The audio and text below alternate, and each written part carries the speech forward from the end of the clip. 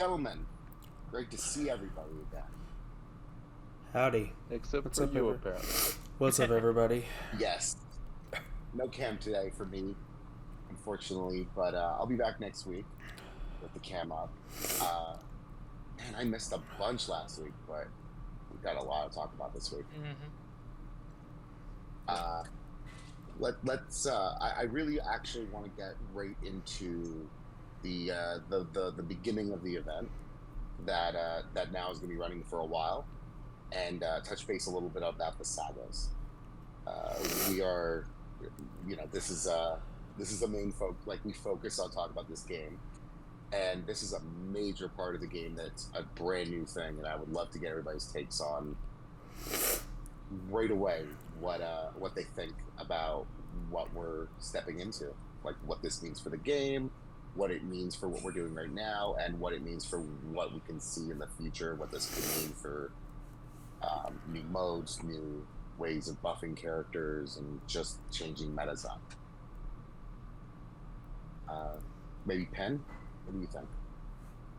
Well, I'm wondering if this is the Namor fight because I haven't really logged in or anything, but I saw a couple of screenshots of a fight that was on a weird new map. So I was like, is this what it is? Is that the Namor fight? I think what you're talking about might be the new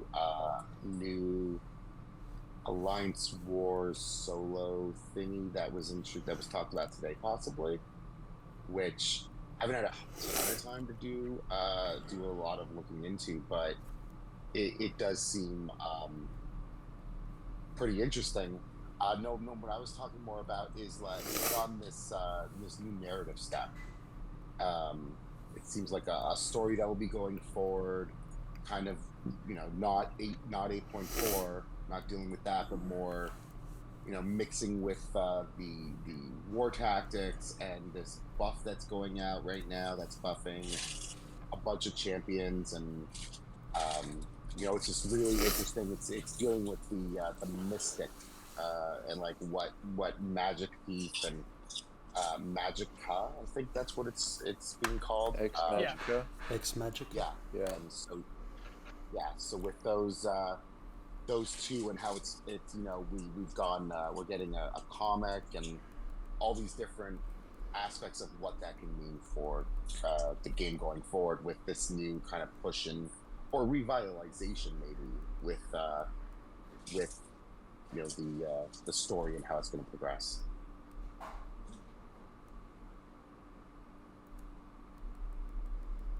Okay, thoughts? Yeah, for one, I'm very shocked. I'll be honest, like after last episode, I think Slater stuck in pin. We were talking and we were like, dude, I miss motion comics. Like I miss the narrative. The narrative's been, to me, the narrative hasn't been as exciting in a long time. And I think that kind of had to do with Gabriel Fizera and a lot of the mcoc storytelling that was going on. That had me exciting, and kind of when that ended, it just kind of felt like it hasn't been as good since. And so I've been on the low with storytelling. I mean, the writers do great, like Tyler and all the other writers, they're great. Fantastic, yeah. But when it came to like overall storytelling, I felt it's kind of been lacking, and so something like this really excites me. I mean, a motion comic today, like we literally said we were missing motion comics. Like I think that's so cool. It has to do with the story. I think they're like calling all mistakes and mutants. Nightcrawler needs your help. Enemies from beyond the stars are stealing artifacts of great power. Only the summoner can help. And it's Nightcrawler basically sending a transmission and saying, "Hey, please help us," which I think is really cool. I think that's awesome. It can tie into Baron Zemo. I think you see Kingpin, you see Baron Zemo, you see a few others. Which, if I have been reading the lore, Kingpin, showed up obviously in January's event. Baron Zemo showed up quite a few times last year, obviously with his introduction and his Masters of Evil. And I think overall this is a great step. I generally do think this is a great step. I think everyone's doing the 7-star arena right now, getting their 6 fights in every day. So I think this is a great step. I'm really excited to see what pans out of this and in the future of the contest.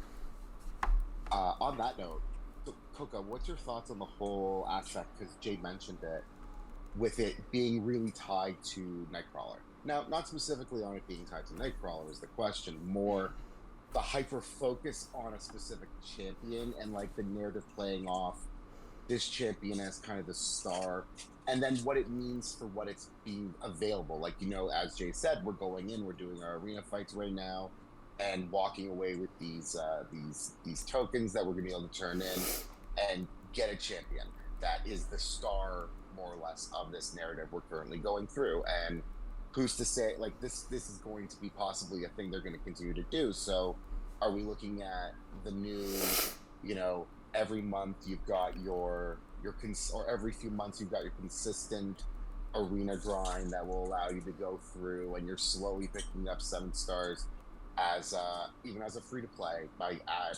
accessing through these different events, and playing into the narrative, having more of a reason to be involved in the narrative than just some story coming up in the event quest, and if you don't read it, you're kind of out of luck, more or less, nowadays. So what's your thoughts on that?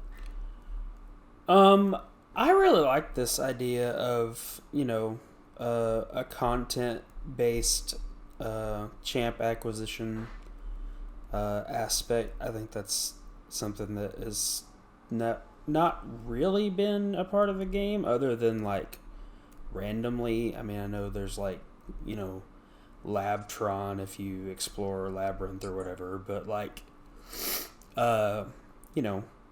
is the first time that Nightcrawler's available as a 7-star, but you can get him just from playing content.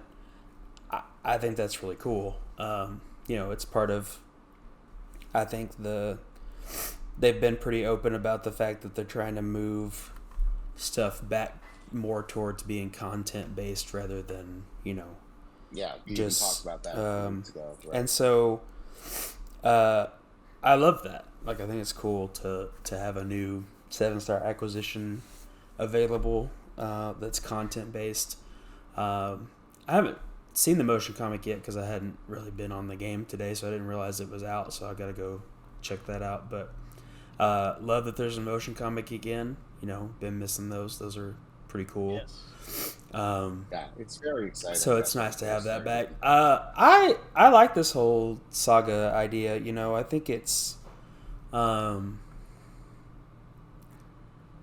I love the idea of trying to tie together all these disparate modes in the game. Like, you have war and you have all these different things that I like. I don't really care about war that much. There's some people that's the thing they care about the most. Yes, For me, I'm just like, well, my alliance wants to do it, and there's some decent rewards, so I'll help out. we have fun. But like, yeah. I love the idea of finding ways to tie that into like the overall narrative of the game, and to tie the different modes together. I think it's a pretty interesting way to go about that. So I like it. I think I definitely agree. My take is very similar. For the lore aspect of it, I will say, sadly, like, I've done a lot of going back and reading up, and the major stuff that was, the lore being built around and the narrative that came, I didn't start getting, really involved in that aspect of this game until Hemlock was already on its way out the door. So it was already something that had passed me by. So I haven't been able to do it while it's current. And while I love the path we're on, even, with the Act 8 stuff, I really can't wait to see the end bosses and what's coming next. I enjoy this saga. Like, I think it's a really exciting idea that gives the game legs in a way that I think it was missing, which is there is a reason for someone to log in for no other reason than to just do a few arena fights, even if they have no other reason to play the game and no goals to like grind units to buy something later. They're gonna log in for that. It's a better reason than just the oh, I don't want to miss my chance at depending on their title, they don't want to miss their chance at the 5 or 6 or the 6 or whatever from their calendar. They now have a reason to actually play the game. And I will be honest with you, during the periods where I've taken breaks, I don't do that. I log in and I look at the game for a second while it loads up and then I turn it off. And I get my calendar stuff. I loot whatever's in the mail. Sometimes I look at an offer or two, but otherwise that's it. Now, if I'm not in a break, but if I was, I know for a fact I'd still log in and do my arena fights. It's 10 minutes of my day, and I'm going to get something cool later. I wanted to ask another question touching on the idea that this Nightcrawler is very accessible. 6 stars and all these different star ratings are much more accessible to people playing. What are your thoughts beyond this Nightcrawler? And we've now have, not saying they're free to play or easy to obtain, but we are on the point where we've seen the final piece of the new mode that was announced today. Has the final piece of King Brute Deathless. That will be the place to get that, I believe. So, with that being shown as a reward, we will now have two champs that, up until recently, one champion couldn't pay for. Now you can, but she was available through playing the hardest difficulties or doing this or doing that. We're getting the Deathless King Brute and now Nightcrawler, with all these being play the game and get the champion. Do you think that you're happy with trophy champions being this much more intense grind or much more intense amount of work, or would you rather see something like a selector, in that place where you don't care about a champion, you don't care about a deathless champion, you'd much rather get, I'll do all the work, give me a selector that lets me pick a 7-star from the current like a Nexus selector for a 7-star, something along the lines where the payoff is more beneficial to those free-to-play accounts that are doing the grind, working so hard, and they can use something to further their account. Or do you want to keep it the way it is? That was just something I thought about a few days ago. So I like trophy champs. I think I've always been a big advocate for trophy champs because you guys know I love getting trophies in on PlayStation. That's what I do on PlayStation. Yeah, so I've always liked the idea of chasing trophies. And really before these, Vegas says hi, by the way. I think he's watching on YouTube. Love you, Vega. But I love chasing. I was always I feel like we didn't really have a good trophy champ. We didn't really I think Weapon X, right? I think these are cool. I think these are cool, and they are they are end game, give or take. Because I think that's fair. That's fair. Yeah, and I think it's cool because I think you can get these champions. I think it's a little too expensive on the back end if you miss out on the like Guillotine. I missed a couple pieces, and I'm not paying 2,000 units for that. It is what it is. I'm not doing that, but I definitely like the idea of chasing that, and especially these characters that are tied to the lore. I think it's always great. And there was something, and I think another, when we talk about these champions specifically, is we're only getting parts of the pie because we need this is a whole questing team. So I'm very I don't know how Deathless Kangaroo will play out Guillotine we'll see. did. We're gonna see something. But I'm excited. I'm excited. I am excited, and I'm really excited when they're all together with obviously Thanos, the whole Deathless. It's interesting to me, and I'm excited to see how well this does and what their future will be. Because there's plenty of NPCs, man. I'm telling you, Jean Grey, Kabam. If you guys are listening, I mean, there's quite a few. That you know what? Let's get to that in 1 second. Actually, that's a fun thing we can hop in and do real quick. But let me ask you one quick thing. Do you think that if you said you missed a couple pieces? Yeah. Now, okay, does that mean that you're going to now, the next time, I'm not saying that you're not going to try and, who knows, maybe they're going to put them, you'll get unit discounts or something for the Cyber Weekend. because I know a lot of other games do premium characters, like crystal characters in Marvel Future Fight. They go on discount on like Cyber Weekend and stuff like that. So who knows? If they're a unit cost, they might do that. But if, let's ignore the deathless grind we're on right now, and let's jump ahead a year. Let's jump ahead into the next year and assume that if this is a thing that works, like you said, who's to say they won't do this again? Mm-hmm. Give us the X-Men team of our dreams, the Phoenix Five. You know, like let's give us that. That'd be crazy.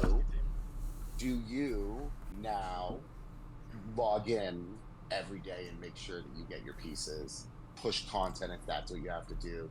Is that the motivator that you're seeing from this year's, like, the excitement, and as more stuff's coming and you're seeing, like, as it's coming together, is that kind of invigorating the I want to do this and, like, I'm not gonna miss a piece? Or is it something that the grind is very intimidating and it's just something that that's fair. It's that one. Completely fair. I mean, honestly, at times you look at it and, like, when they did the Battlegrounds score or Battlegrounds thing, I was like, I can't believe I'm gonna have to do this, and I did it. But I'm pretty sure if it had happened like recently, I definitely probably would not have done it. Nah, it was like the worst time too. I just didn't have time for it at all. So I gave mine the Phoenix Five. That's my dream team. Really? I can see it. I can see, because we have them in the game. It would just be like costumes, like they could skins, honestly. But it's the same thing as the Deathless skins, you know, more or less. The variant champions is what I like to call them. The variant champions. Perfect. And give them a fire effect on their abilities. Give them the same signature ability across the whole thing, which is Gene's signature ability. Doesn't need to be good. Just needs to be there. Just needs to look all cool. I want magic like that. She's awesome. I want Namor like that. I want my Colossus. Like, Sight looks amazing as a Phoenix 5 member. It does. Like, I have it on my wall. So cool. Yeah, that's it was one of my favorite comic runs. So that's my dream team. Jay, what's your dream team? Not Deathless. Yeah. What would you? Who would you, off the top of your head, 5 champ combo you bring in to do a grind for trophies? Think on this, Coco Pin. This is you guys for next. I'm thinking. Yeah.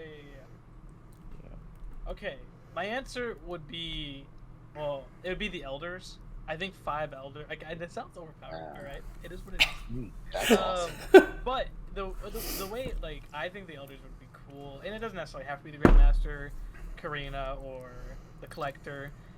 Now we have the Trader finally. Shout out to him. Your team. I mean, it's your team, man. Like, we just make sure that everybody's the same in the battle realm, and we're cool, you know. No, well, as a team collectively, I think the Elders would be cool because we got the champion. I think as a dream team, that's on my like wish list, is because we have the champion in the game. Like, let's get more playable Elders, because it's so key to the game. If the runner wasn't so lame, we'd have him already, because Quicksilver's here. But the runner's so lame. Yeah. He's such a lame person. Like, even in his comic run, he was lame when he was introduced. It's so bad, but no, I think that'd be fantastic. He lost to the Flash. You remember that? Where they did the fastest man on fastest I have that comic. It's so funny. Yeah. Buried Allen. Would you pick? Would there be any chance you'd have the Gardener as one of your elders, maybe? Because I personally make you Gardener fan. The Gardener, the Judicator. Yeah. The guy with the cannons. I forgot his name. Is he? Oh, there's so many of them. There's so many. And honestly, Kabam could just create more. Let's be honest. Like, I think that was something I was expecting, honestly. I was expecting that to be the boss of the next Everest was going to be like some mixed mash of them or something. Or like the next step in them. But I think that what they're doing with Karina is kind of that. Like, she's stepping up in a way that comic her has never. Bro, best Karina is in our game. Like, hands down. In the MCU, terrible. The comics, it's okay, but Hands the down. MCOC is just insane how well of a main character she is. So, Coco, give me your trophy team. Who would you pick off the top? It could be anybody.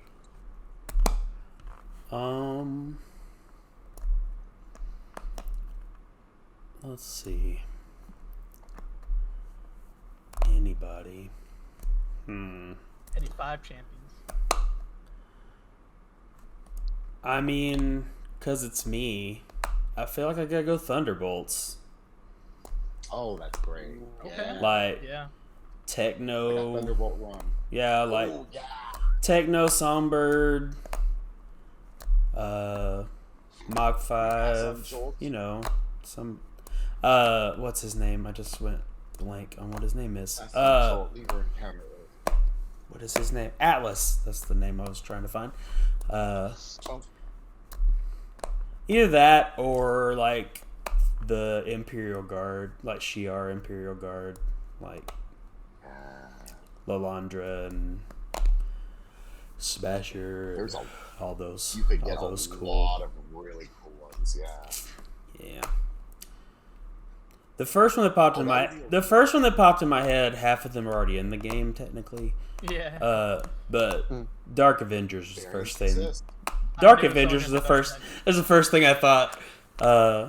You know, Iron Patriot, Bullseye as That's- Hawkeye, Moonstone as Captain Marvel, Venom as Spider-Man. Yeah, that was my first thought because it's like my favorite comic run ever, Okay. and They could legitimately do that too.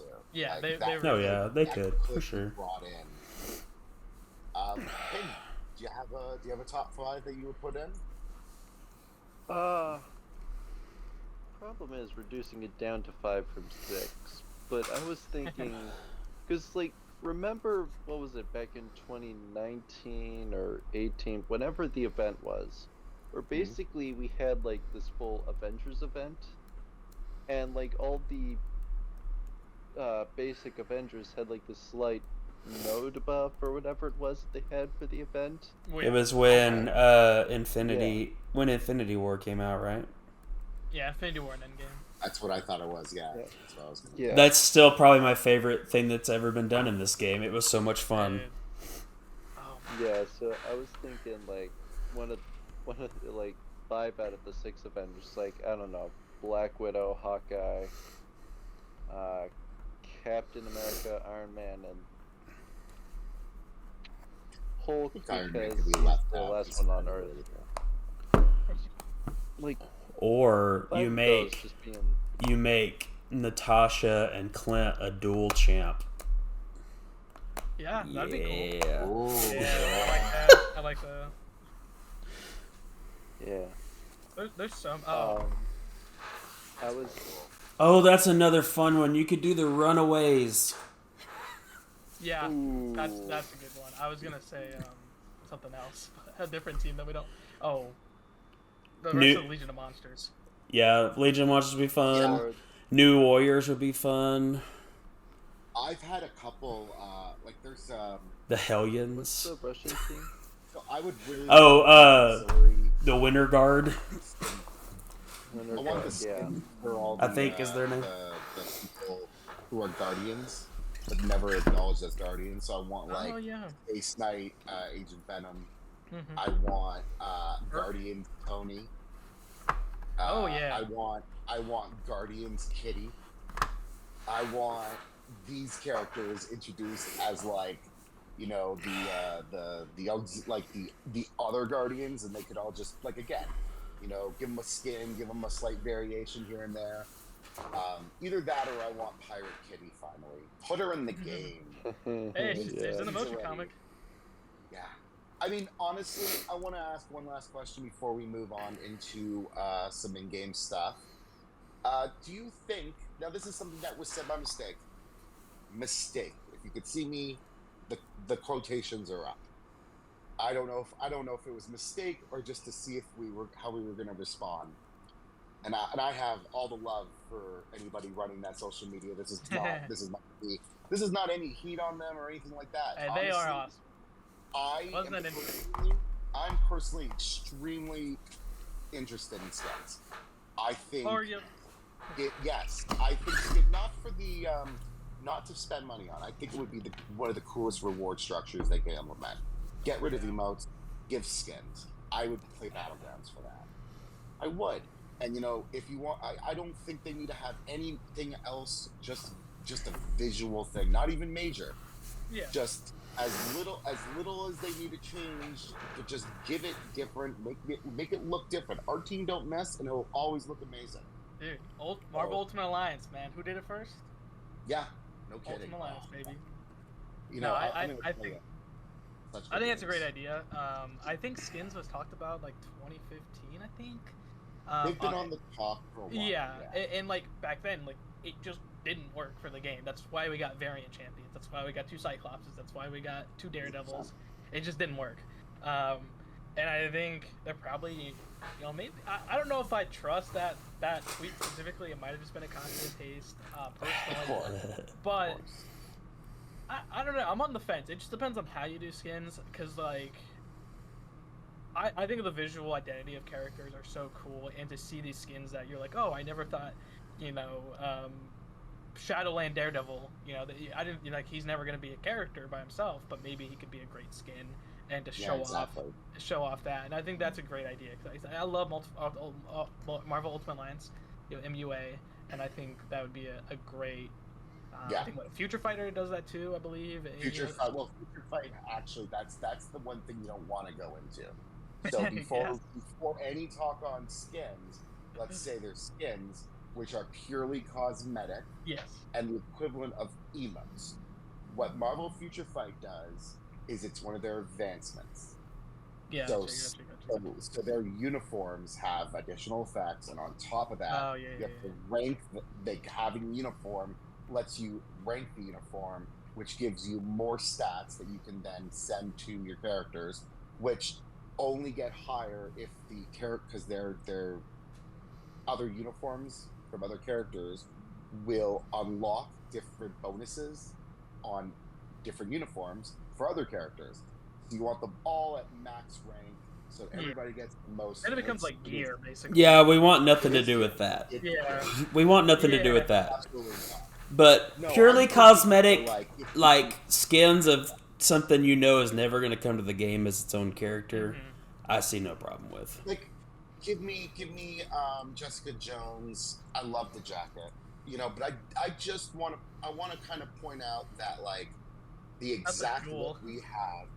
Yeah, but I'm saying I love Jewel. I think Jewel was such a cool. I think it's a great outfit, and when they've used her in other universes, she's awesome.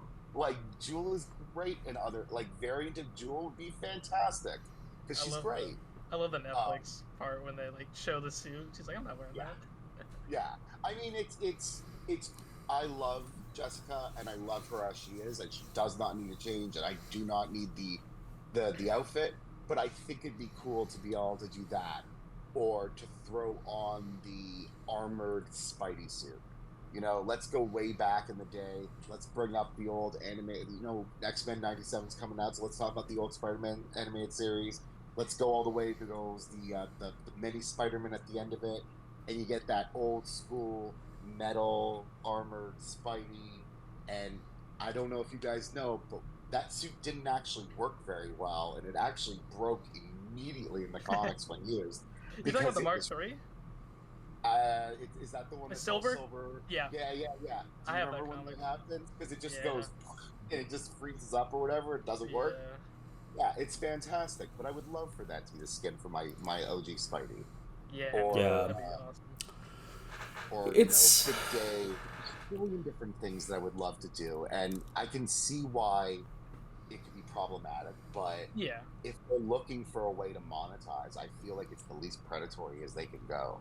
Yeah, especially because it's cosmetic, especially. Yeah. And if you don't want to, if you like the way the characters look, that's fine. I would never change Knull. The Knull in this game is perfect.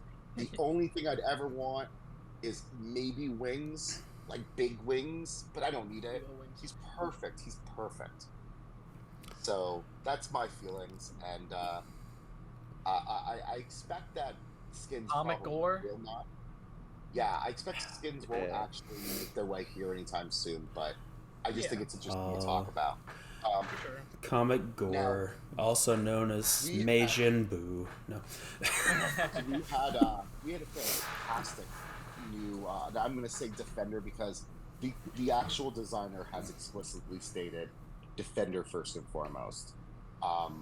We had Serpent introduced, and now in the game. Yes. And I would love if Jay, can you take us into the library, possibly? I'm kind of doing arena. Do you want to start it? Absolutely no problem. I'll start it. First of all, his name is the Snerpent.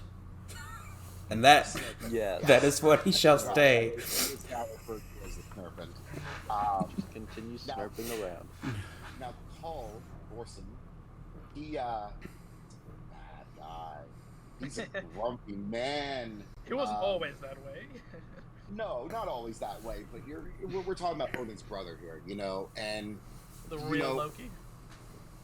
Yeah, no kidding, Loki right? The done real right. Loki, the actual Odin's brother, Yeah. which is in the actual mythology, that's Loki. Loki is the blood brother of Odin, not Thor. Good call on that. Mythology and comics, Jay. You got them both. I do. There's so much mythology stuff this month. It's so cool. Like, really you'll see is. the title, like, Jormungandr, the World Serpent, is like a title you get for fully exploring the monthly event. Like, very good. It's very exciting. I can think of like 4 or 5 friends of mine who play this game who are probably extremely excited for all the cool Asgardian stuff that's being thrown in. And honestly, if they were gonna start off, and we see Destroyers coming this month too, but if they're gonna start off, they're giving us the God of Fear, and he really lives up to that name. I'll start off with a bit of a personal experience before we get into the library and have some lore deep dive. I personally pulled him as a 7-star, and Nice. he is currently on defense. Oh, thank you.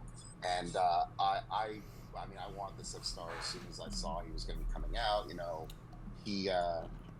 He just looking at his actual kit it's intimidating. It's probably one of the more intimidating kits I've seen. It seems really complicated.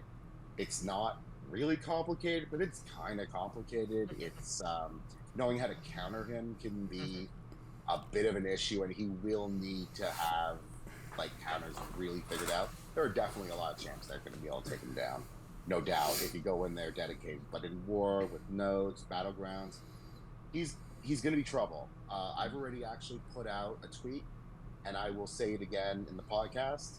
If you are in any way interested in battlegrounds or war, I would grind for him, personally. Okay. If you do not plan on spending, and I recommend at this point, if you don't have to, don't. Grind for him. He is worth the grind. He will do work for you. And he's a joy to play. He's really fun. He's not going to be your fastest killer, but he's tanky. The ability to not get pushed back is so much fun. I mean, they've been messing around with that here and there, but to have it be,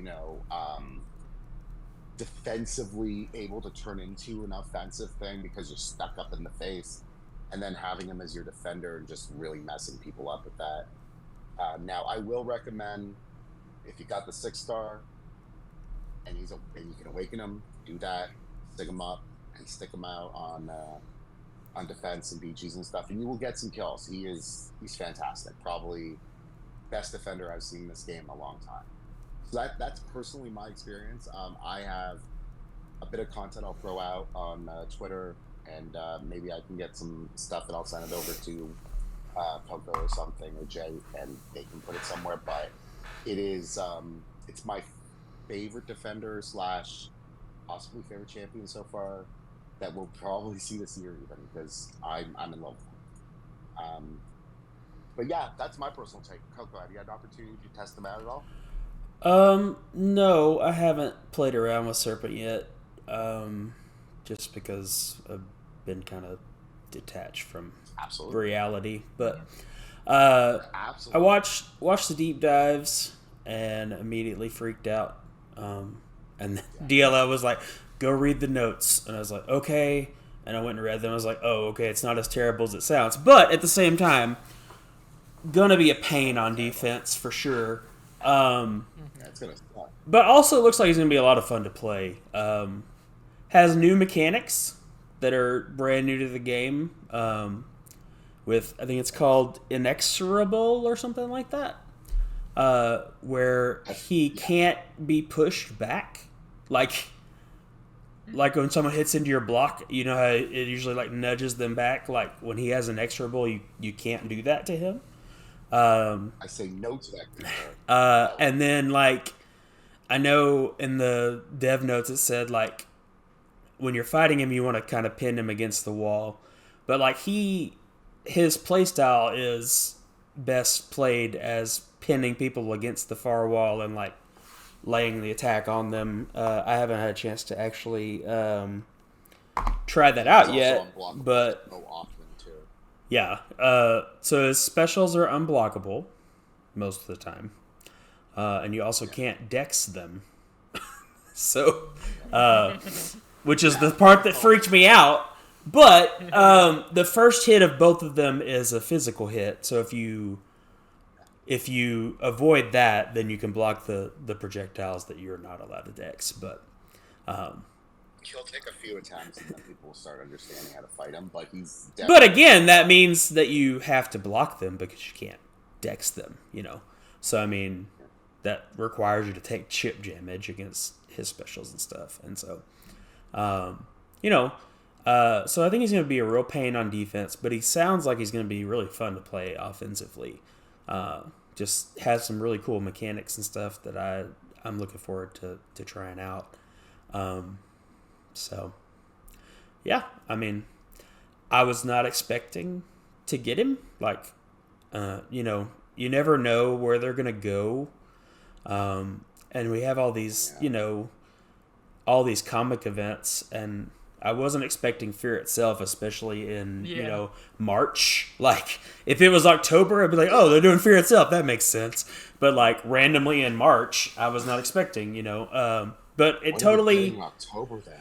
Totally makes... I mean, it totally makes sense to bring in somebody from Fear itself. I mean, it was a very big story arc in Marvel comic history. So it's good to have in the game. It also makes me really wish that the skins thing would happen, because I don't think that we need another version of Thing and Absorbing Man and stuff, but it feels weird to have Fear itself and not have the different hammers and stuff, you know? Yeah. So I think that would be a good use of skins for, you know, Thing, Titania, Hulk, Abs Man, and there's one more. We don't have Grey Gargoyle or... Oh, yeah, Grey Garl and Sin were the ones, so, yeah. Atuma. Yeah, Atuma was one of them, that's right. Yeah. Yep. I mean, there's actually a full synergy that runs through from Atuma that works with Titania and Absorbing Man and Thing, and it's actually really cool. It takes away the class disadvantage if you're fighting with class disadvantage, I believe, and it buffs you if you're not. It gives you some additional attack. So it's like really, really, really good. It's very nice to just bring them along together. I completely I agree. He was super exciting to see coming in. Wow, where did that come from? Did not expect either of them this month. They got me. I won't lie. I am okay. I have gotten over it. If I'm a star, but I have gotten over it. I hope to see my boy Bill. Oh, dude. We're gonna have XN on, and we'll talk about justice That's for Bill. We'll do a full dive into Beta Ray Bill disappointment when we get XN on, but I think he's I think that's something I want to talk about later about the Sagas at some point. I think that's probably part of the plan. Sagas are going I to can be see the that. introduction of much bigger characters. This is an introduction to that. So I'm excited for that. There was a topic we wanted. I didn't bring up. We did bring it up last time, but we haven't got to talk I about know it. what you're going to talk about. Is it the possible stage? Yes, it Possibly? was. Yes. Yeah, I had a Yes, it feeling. was. I wanted to make sure we touched on that too before we moved on. I've been thinking about it too. Yes. So you guys want to move on to talking about this Oscorp Lab little update? You see that? Yes, I think Peeking that in the corner. I think we've seen a hint that somebody possibly cold-blooded and scaly Look at that. is showing up soon. I sure flippin' saw- hope so. A little That'll be interesting to get the one-armed doctor in here. He's being That'll be our teased. third one-armed individual in the game, right? They know we want him. I think that's. I mean, if they have it, I'm sorry for the profanity. They have the cojones for it. It's not me. It's the one-armed man. Will be a synergy that they put on that one of those champions that works across the board. But truly, the lizard is coming. He is on his way. You know, we're seeing him in the stage. He's been into that. They've got the tails working. I'm sorry. He's Yeah. on his way. I'm sorry. I'm laughing at Jay, who's trying to fix his won't focus on his camera. I focused on my. It went out of focus, and now he can't get it to come back. I can't get it. Alright. I'll be blurred. You look, You dude. you Listen. look great. I sure hope that I sure hope it means he's coming this year. Okay, I want to say I don't think it's next month though. I want to say that first off. No. Oh, I don't know if it will I be, don't think but it's Lizard and Wizard. I don't think it's Lizard and Wizard. I know that was like a big thing, you know, Egatron and MK and everyone who's predicted. We talked about Lizard and Wizard. It is such a strange pairing. I mean, Kabam totally could do it. I'm not saying they won't because obviously I didn't get this. Why is it a strange pairing? What's the strange pairing? Because, like, dude, they got nothing to do with each other. You got a Fantastic Four villain and a as I Spider-Man. say, because their names rhyming is literally the only thing that connect them it's whatsoever. Spider-Man has fought both of them on multiple occasions. He has fought the Wizard many times, and That's I fair. can specifically say, we were talking about this a few podcasts ago. I spoke about the Texas Ranger specifically, and in the comment where Spider-Man meets the Texas Ranger and his team of rodeo superheroes, they fight the Frightful Four, led by the Wizard. He is fully in the Spider-Man's Rogues Gallery, and not a small one. He just hasn't been used for them for a very long time. But I mean, yeah, he works with Pace Pot Pete and Sandman and all those other people. And we've had Sandman. There's been hints at Pace Pot because of the Zemo stuff. You know, we really it could work, but honestly, besides that, you get it.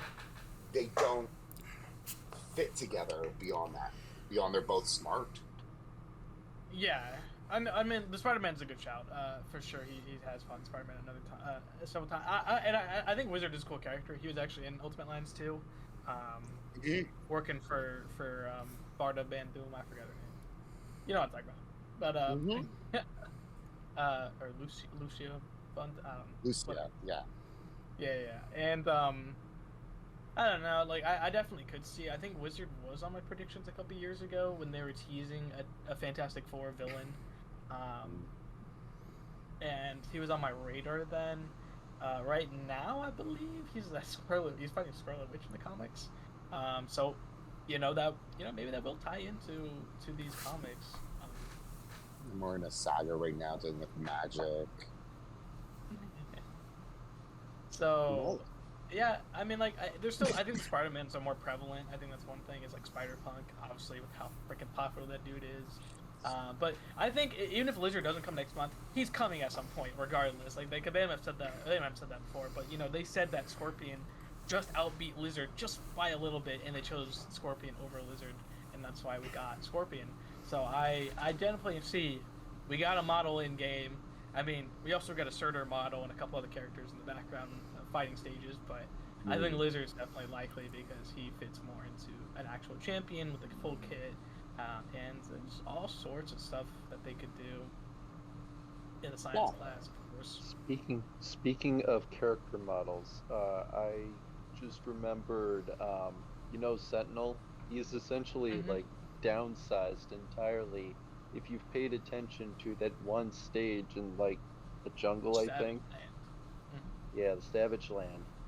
And I'm pretty sure you see Master Mold in the background as well. Yeah. Master Mold, exactly. Yeah. So. Yeah. And you know why? Because our Sentinels are the ISO Sentinels. That's why they're different than the ones that are in the fighting stage, because those are comic Sentinels. We got special Sentinels. Yes, we do. All our stuff is special. I like how ISO has become a thing across so many different games. Dude, it's so funny. Al Louie, I still don't know his last name. He created it, and then Marvel just used it for every video game now. Every video game. Everything. It's in everywhere. Yeah. But it's so funny. I just saw it recently. I think they're trying to do something with the MCU about ISO. Did you guys touch on it real fast?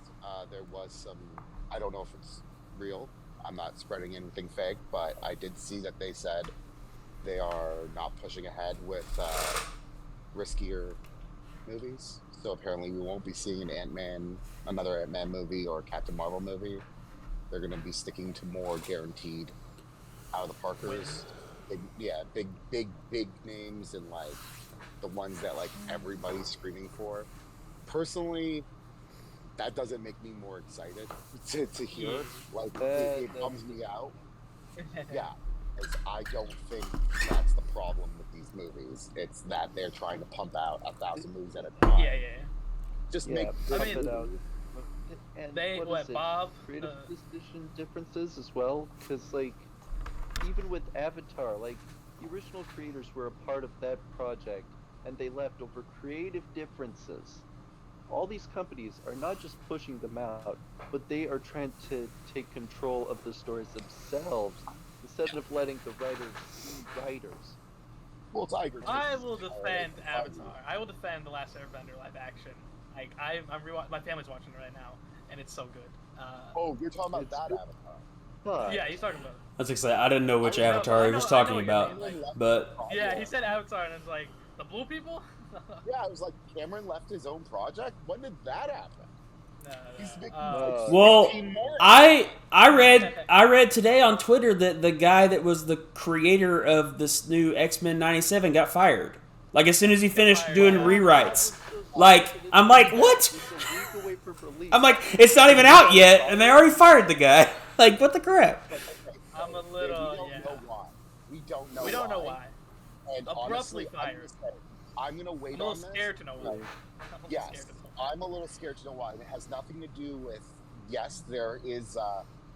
From what I understand, he has a subscription thing he's doing, and that's not why they let him go. As far as I wasn't. I didn't know that was real or not. I couldn't take that seriously. Yeah, I mean, I'm pretty sure it is, but I think it isn't for that stuff. I think it's more artistic, but I could be wrong. I haven't looked that much into it. But what I will say is, he deleted his accounts. So I will say, people have used the James Gunn. We defended James Gunn. I don't know who defended James Gunn. Like, he said some messed up stuff. Let the court of public opinion deal with it, but he fought for it. He was out there, he exposed himself, he apologized for the situation.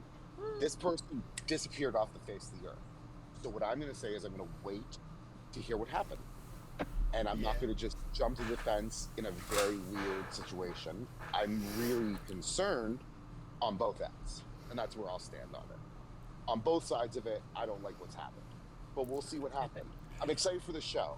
And they've got, Well, like, 2 seasons I going know, on, so I know that I have seen multiple people that have already seen it. Like they got critic screeners or whatever. Yes. I've seen multiple people that have already watched it that said it feels like they literally picked up at the end of the original series and just started another two. Like they said, it feels like a perfect successor to the cartoon. So that to me, unless Marvel and Disney are just completely whack job, which who knows at this point, but that makes me feel like his firing may have nothing to do with the actual content of the show, but rather it could be something he did, or which I wasn't going either way. I thought it was crazy. Like the show hasn't even released yet, and it's getting all this hype, and then they're like, "Oh, we fired the guy that created it." I'm like, "Oh, whoa, that's out of nowhere." So it's not the time you want to be walking around and being like, I'm a Marvel fan through and through, Disney all the way. Like, we're kind of seeing some problems on all ends. Yeah, but I wanted to say, go ahead. Okay, sorry, I didn't want to interrupt. I wanted to say earlier, like, the guy at Disney, like, he left, and then he returned out of retirement, and he was like, dude, we just gotta make better movies. Like, that's it, at the end of the day. There's no superhero fatigue, it's just we gotta make better movies. And I think that's so true. And I definitely think the changes, and, it sucks that they're not gonna take as many risks, because I think that's kind of a shame. But, there's so many characters. Iron Man was a risk. Those were risks. Yeah, exactly. Yeah. Nobody. I will say it. I've been reading comics for my whole life, and Same. you guys care about Iron Man, and Coco, you're not as old as me, but like you're older like me. Do you remember people caring about Iron Man before the MCU? Because nobody cared about Iron Man. Iron Man didn't sell. Nobody cared about him. He was boring. I don't like. I mean, I was aware of comics. Like there was occasionally some in the Walmart aisles and stuff when I was growing up. But like, at least where I was, because we didn't have like dedicated comic book stores. Because I was around smaller towns and stuff. I don't remember people really caring about comic books at all until Iron Man came out. Really, not the way that people do now. Like I didn't get into reading comics until I was in grad school, and I had a friend that grew up reading them, and he was like, "No, you got to do this, and you got to read this." And so, like, I started going to the public library and just checking out graphic novels and reading stuff from, Yeah, your friend told you right. Yeah, and it was awesome. Like, I love it now. Like, I'm a complete nerd that makes YouTube videos about a game based on comics and stuff. Like, but like that wasn't. I was aware of those things. All we had growing up. I mean, we had the Dolph Lundgren Punisher movie, and we had the old. We had Batman. Well, but I'm saying, like, as far as Marvel, like, we had that awful Captain America movie. We had the Captain America. Do you remember the Captain America movie? No. Of course, I remember that. Yeah, with the motorcycle helmet. Yeah, and then the Punisher movie with Dolph Lundgren, which I liked because I like Dolph Lundgren, but it wasn't it's not. I mean, until Blade came out, Blade was awesome. I liked Blade a lot, but I mean, Blade was fantastic. There was a few other ones that we had. We had a few random things, but on the whole, it wasn't. I mean, once Iron Man came out, comics became this mainstream thing, and I think part of the problem is that it became this mainstream thing, and so the comic nerds were mad about it, and then the general public that got exposed to it now is kind of over it. But the comic nerds are mad because it became this mainstream thing. So the comic nerds don't like any of the movies because it's not exactly what they want. And the mainstream is getting fatigued, honestly. They are, because they weren't actually into it. It just became the hip thing, It's like the Kardashians. Everybody was into the Kardashians hardcore for a few years, and now it's well, we're tired of them. I hope they go away. It's just how trends work. Stuff gets really big, and then eventually, the hardcore stay, and then everybody else moves on to something new. And you hit it right on the nose, though. That. And I mean, honestly, I got a newsflash for everybody: the Ant-Man movies are not that bad. Even the third one was a solid movie. I loved Quantumania. I thought it was great. The Marvels, not a bad movie. Just because it has 3 female leads doesn't make it a bad movie. If you think that, you're a misogynist. Okay, sorry. I mean, it has nothing to do with the comic accuracy, and I want people to understand that. I blame on the nerds. The real comic book nerds, I mean, we're never gonna like anything. I will sit through every comic book movie. Yeah.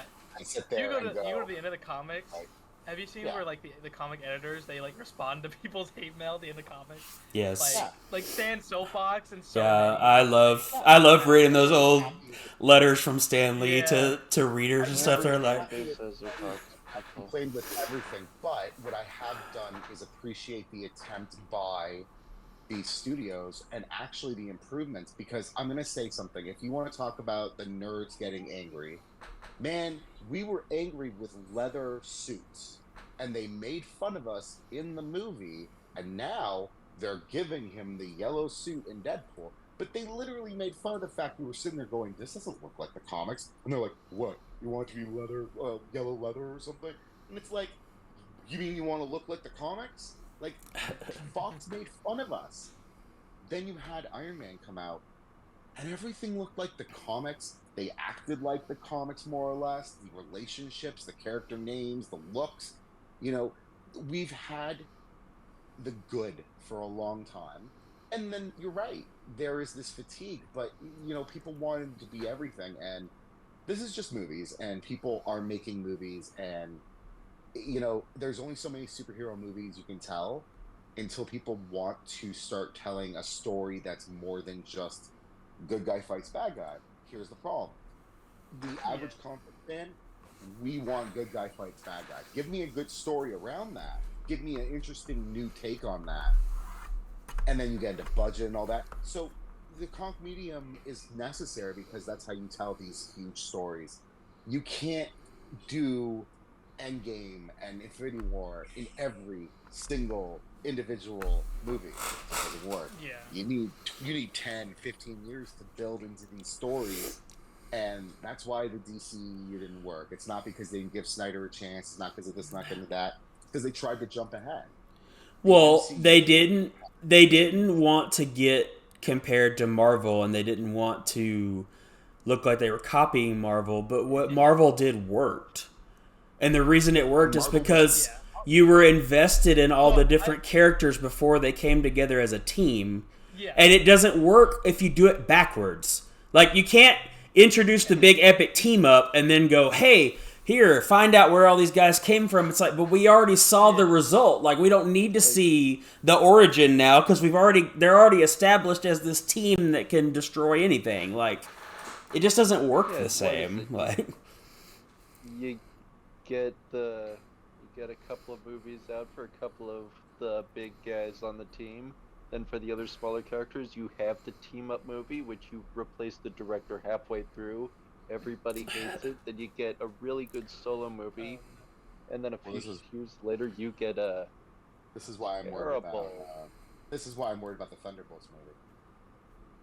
I am too, actually. I'll be honest. Because I have no faith in it because we haven't seen half these characters since one movie, hey, maybe. Ryan Gosling got cast in the MCU today. Just want to say but we that. do not know why. I saw Nova. I don't know why it'd be Nova. Oh, I think I was thinking Sentry. Sentry, I was thinking. I was like, say, I feel like Gosling could play Sentry pretty well. That's so many. Yeah. So I don't think they're moving. Hyperion? Do you think they're? No, they're not going to touch Hyperion before they touch Sentry. Hyperion doesn't even. Well, he's not even like Marvel. Like, he's Marvel, but he's like alternate universe Hyperion. Like, he's not. He's literally Superman. Like, he's a joke character that was implemented for Superman, and like. I don't disagree. But there's like 5 different Marvel characters that are literally Superman. What does that matter? Hyperion literally came in with the Squadron Supreme, which is the Justice League. And like they have their Wonder Woman, they have their Batman, and they've done more. I just want to say. No, definitely. Actually, I want to say one last thing. I wanted to touch on Gladiator real fast before we stopped. So good. I wanted to just not because of anything beyond. Speaking see a of lot of people- Superman, no. Yeah, well, no, Yeah, exactly. that's That's that. why it came to mind. I wanted to just to touch on them very fast and discuss. I want to please get everybody, if you're interested and you have pulled him, please go watch Vega's video. He put out a video with the new updated information on him and some beta gameplay. He looks really good. I know a lot of people are feeling really disappointed with him as a Summoner's Choice winner, and they feel like, you know, he's not impressive and he's this meaningless character at this point, and they've written him off. I know for a fact that my friend and one of our co-hosts here, Coco, is a huge fan off the bat of this guy, and I grinded for him. And I will tell you, and he can tell you, I wasn't thrilled, but I have put work into practicing playing him, and, you know, awakened on my 6-star ranked, and as a 7-star unawakened, and just leveled, and I'm enjoying him. Seeing him actually have more damage payoff, I really think people should give him another look, and I really think that Vega's got it really lined up as a great video to get you ready to go into that. Yeah, I just wanted to do that because I've been seeing a lot of people very upset about it, and he looks like the buff is really solid, and I think people are going to be the rebalance is real good. It is. I was playing around with it this afternoon. About a release. Hold off. Reserve your. But seriously though, like honestly, some of the stuff that was said about Gladiator was just too far. Like, to the point where like Eclipse was really like upset. Like, yeah, like I love that dude, and like he was really upset by some of the stuff that people were saying negatively about Gladiator, and to the point where like he didn't really do a ton with the rebalance. Some of the other devs kind of headed that up because he was working on his next champ and stuff, and he was actually happy that he got to step away from it because he was so affected by some of the stuff that people were saying whenever his initial release came out, and I'm like, that's not cool, you know, like. No, and nobody other than the art team bats 1,000. You know, like there's gonna be some stuff that misses the mark. There's gonna be some stuff that maybe doesn't work out as well as you hoped. But also, like I've been playing around with the rebalance today. It's really good. Like I said, like I told he's fine. Like. It's not their fault that y'all were expecting him to be just like Herc and be able to just smash everything, and he actually requires skill to play well. Like, you know, like. He needed an AI to be cooperative. Well, yeah, I mean, some of the AI stuff was a problem too, but again, that's not really their fault either. Like you know that was an engine thing that they were trying to work on, and it just ended up being something that was much more an in-depth fix was needed than, you know, you couldn't just flip a switch to make it work. And so, exactly. But like, I was telling Zach on Twitter because he was asking about. I was like, look, I took him to R5 before I knew anything about this rebalance because I love the champ. With the rebalance, I would have no hesitation to take him to R5. He's got multiple improvements. It's easier to keep the confidence. Like some really good, like his debuffs are duration locked now. Which, if you don't know what that means, it means you can't. It means that his incinerates and cold snaps and stuff, you can't reduce the duration of those debuffs. So like some champs, you know, like Avsman reduces the duration of like unstoppable or whatever, or indestructible and stuff. Like you can't do that with his debuffs anymore. That's part of his rebalance. The biggest thing for me is when he is unstoppable, which you get from the special one, he can't lose confidence now when he's got that unstoppable. which is a game changer. It makes it way easier to implement the other parts of his kit, like the burst damage whenever you're punishing specials or attacking in between special stuff. It's a game changer. It really is. And that, the Intimidate is a passive now instead of a debuff. So, some of the problem points have all been addressed with the rebalance, and I was playing around with it this afternoon, and he feels a lot more fun to play, and it was a champ that I already loved anyway, so super stoked about rebalance going live. He looks incredible.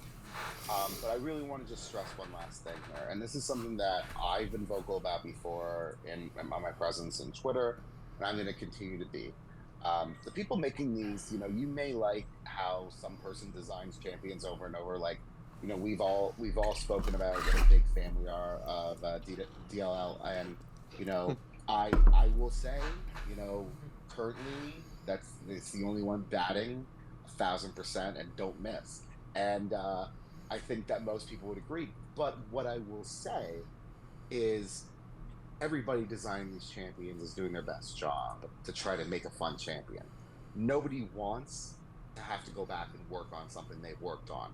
Everybody wants to hear, this is great. Nobody's trying to to get you unhappy or feel like you wasted time, energy grinding, or money, or not getting the champion that's going to help your account. Every single one of these people is designing something they think is going to work. And if it doesn't, that's why the rebalancing is happening now, and they're actively going forward and looking at these champions and really significantly increasing their value. So I hope people are gonna pay attention to the fact that, like, you may be upset and be upset with the champion, but like, leave the designer, realize that they're a human, and like, you don't need to come for them as a person. They're just doing their best, and same as you at playing their champion, they're doing the best to give you something to play. For sure. So that's where I'm going to leave it for myself tonight. Well, and Jay and I can attest to this from being in the CCP beta. Like, most of the time, like, even if someone is like the head designer for a champ, like, there's tons of collaboration between all the champ designers on the different champs. Like, for Gladiators Rebalance, like, Eclipse is the one that designed Gladiator, but like, DLL and J-Nick and a couple other designers were all involved in the rebalance and putting stuff together. John and J-Nick are kind of over the rebalance program, but there's all kinds of people on every champ that they get involved in one way or another, just collaborating or helping fix one particular thing on a champ. Like, so I mean, the design team really does work as a team to put stuff out, and sometimes there's just trade-offs that have to happen. Like, the designer might have a vision for something, but there might be other things that they need to adjust in order for it to fit in, like, the design window of what they want for the champ. Like, right now they're focusing on putting out some defenders because they haven't had a big run of really good defenders for a while. So this year there's been a focus on putting out a lot of good defenders, which hopefully will stop soon because there's plenty now. We can have some other champs now, but so I think we're good on defenders now, Kabam. So let's ease up on the defenders, but they really are a team, and we get to see that firsthand when they talk about stuff, or when we're like, oh, we love your champ, and they're like, well, so and so and so and so helped me with this part of it, and they did this part, and like. So, I mean, they really are, the design team really does work together to try and put out the best champs they can. So, maybe send them, or if anybody's listening, and let them know, like, maybe mention that during the live streams, because I think it would maybe take a lot of heat off the individuals. Like, I wasn't aware that it was that much of a group effort on a lot of these champions. So that's really interesting.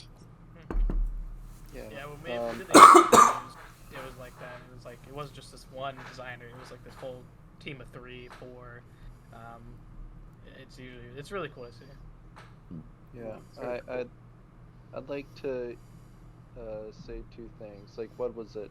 The part of the whole defenders thing in DLL's breakdown of Snerpent's kit, he did mention that they are starting to address the whole Defenders thing, where they've been pumping them out so much, and while they are a focus, he did say that they didn't want to put out too much of a problem all at once, and that's the problem where they're gonna address is how heavy that aspect is. The other thing I want to say, the designer for Gladiator, he may have been the designer for Danny, Moonstar, and Sandman, who were also at the bottom of the barrel for last year. He was his first champ, who he was working under another designer. That other first champ of his was Scorpion, and everybody loves Scorpion, right? So he's done that. He's also made the Cerastes 8.3 boss as well. So he's got some wins under his belt, and I have to admit, I actually enjoyed Sandman pre-buff. So like, I was like, say, I got a hard disagree with you about Danny and Sandman being bottom of the barrel. I was like, oh, could you see this with Coco? Also, he also made Bullseye, so you know he's not a slouch at all. So he really makes Bullseye too. Yeah. Yes, he did. I didn't. Okay. Yeah. He's no slouch. So. Yeah. Exactly. So. I mean, I think Gladiator was also a tough. It was a tough one to do anyway. Regardless, I always wanted to say that when he won, I was like, no matter what, you guys are all going to be annoyed anyways, because like your head canon is going to be. That's why I always. That. Well, and I mean, like Gladiator's kid is he as a character is a unique. Like, how do you program a champion that's abilities are based on confidence? Like that's a tough thing, a tough challenge to do for sure. Exactly. So. Yeah. Well, I'm very pleased with what's happened in the last week, and I think that we have a lot to touch on for next. I believe. Or does next week mean we had the next week's my birthday? Next Wednesday. Next week's your birthday. Oh my goodness! Yep, 22. Yay! Oh my goodness! We're growing up. Yep. Yeah, we got Destroyer to talk about. We got a schedule for Zera. We have X-In to talk about Bill. We have a lot. We'll have to talk about X-Men '97. Lots of things we can talk about. So we should be 1 KB in podcast next week too. So we will be all back, and it will be great. And in that case, I gotta go because it is way past time and parent duty calls. Yeah, 1:15. I love all of you guys. This was a really great time, and I look forward to next week. All right. Peace out, everybody. We'll see you later.